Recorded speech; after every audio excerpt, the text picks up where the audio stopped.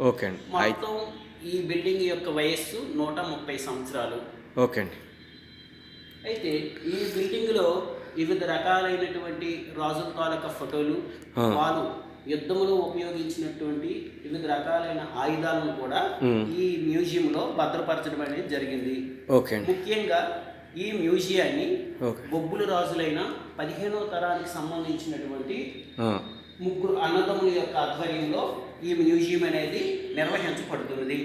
Okay. ఈ ముగ్గురు అన్నదమ్ముల్లో పెద్ద ఆయన సుజయ్ కృష్ణ రంగారావు గారు.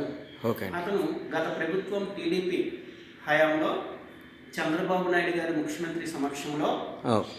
మైన్స్ మినిస్టర్గా పనిచేశారు. ఓకే. రెండో ఆయన పేరు రామకృష్ణ రంగారావు గారు.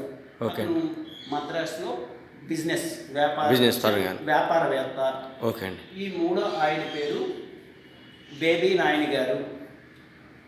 ఈ ముగ్గురు అన్నదమ్ముల్లో చిన్నవారైన బేబీ నాయని గారు ఈ మ్యూజియం కోసము ప్రత్యేకమైన శ్రద్ధ తీసుకొని ఓకే. ఈ ఆయుధ సేకరణ, ఈ ఫోటో సేకరణ అంతా ఏర్పాటు చేసి ఓకే. దీని అంతటినీ కూడా ఒక మ్యూజియం లాగా ఓకే. ఏర్పాటు చేయడంలో అతను ప్రత్యేకమైన పాత్ర ఎంతైనా ఉంది.